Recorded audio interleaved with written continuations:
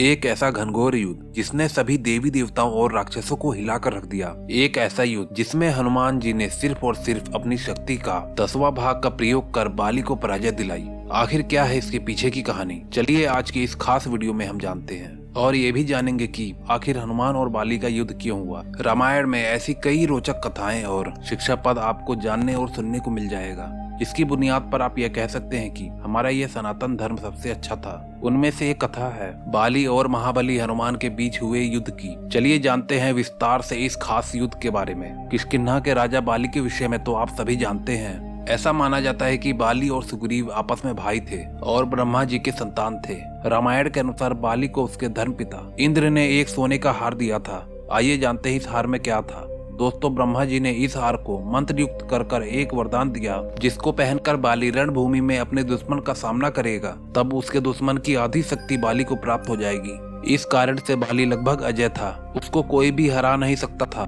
यहाँ तक कि रावण का अहंकार भी बाली नहीं तोड़ा था।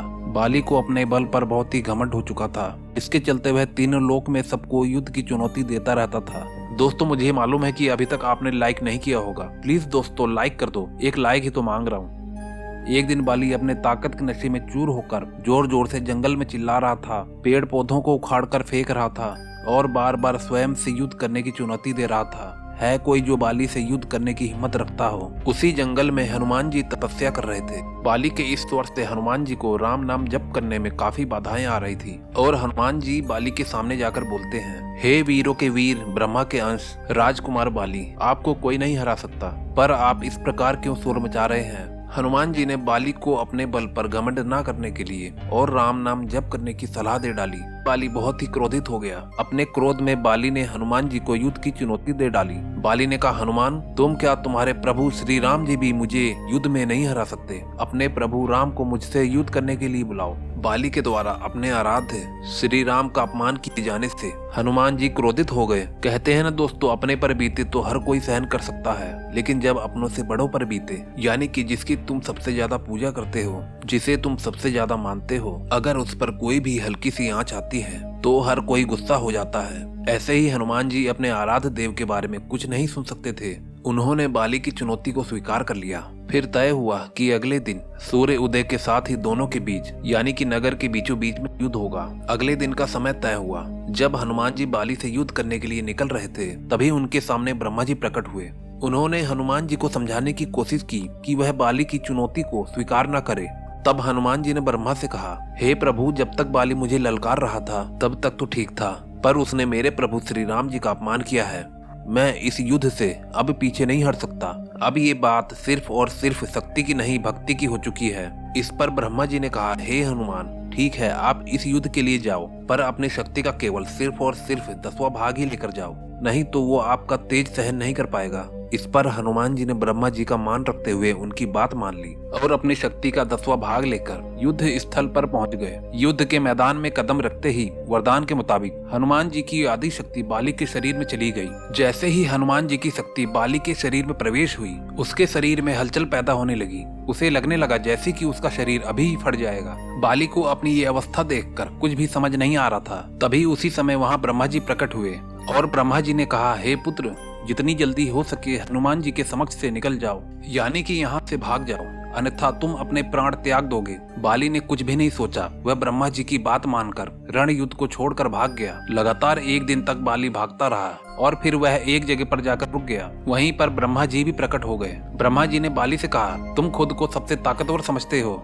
लेकिन तुम्हारा शरीर हनुमान जी की शक्ति का छोटा सा हिस्सा भी नहीं संभाल पाया। बाली का घमंड पूरी तरीके से टूट चुका था। बाली ने ब्रह्मा जी से पूछा, हे ब्रह्मा जी, क्या सचमुच हनुमान जी इतने ताकतवर हैं कि मैं उनकी शक्ति का कुछ भी भाग अपने अंदर नहीं समा पाया। मेरा शरीर फटने को व्याकुल हो रहा था। ऐसा लग रहा था जैसे कि ज्वालामुखी फटने वाला हो। मुझे एक क्षण तो ऐसा भी लग रहा था कि अब मैं इस दुनिया में नहीं रह पाऊंगा और मेरा प्राण अपने आप ही शरीर छोड़ देगा।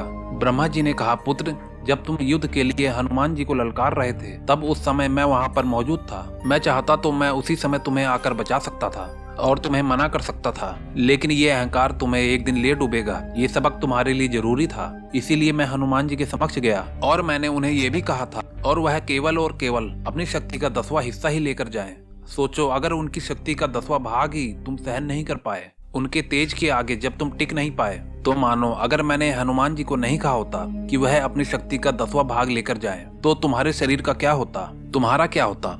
उन्होंने बाली से कहा, हे नादान पुत्र, तुम इतने अहंकारी और घमंडी हो गए थे। तुम्हारा घमंड टूटना जरूरी था। तुमने जो गलती की है तुम उसके लिए हनुमान जी से क्षमा जरूर मांगना। हनुमान जी बड़े शांत स्वभाव के हैं, वह तुम्हारी बातों को यूं ही मान लेते। पर तुमने प्रभु श्री राम जी के बारे में जो भी कहा वह बिल्कुल गलत था, जिसकी वजह से हनुमान जी क्रोधित हो उठे। अगर वह चाहते तो उसी समय तुम्हें इस धरती से गायब कर देते, यानी कि तुम्हें इस धरती पर जीवित नहीं रहने देते। लेकिन वह तो सिर्फ और सिर्फ उनका तपोबल ही था जो उन्हें रोके रखा।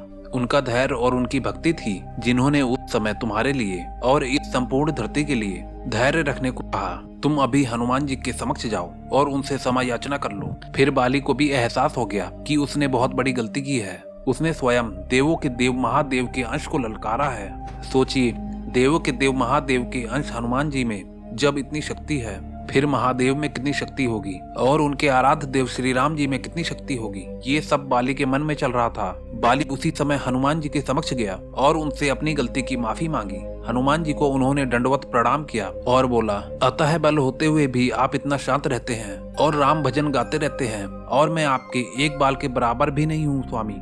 मैं आपको ललकार रहा था, प्रभु जी मुझे क्षमा कर दीजिए। हनुमान जी ने बाली को क्षमा किया और उसी समय बाली को गले लगा लिया। और इस तरह दोस्तों वानर राज बाली का घमंड चूर चूर हो गया।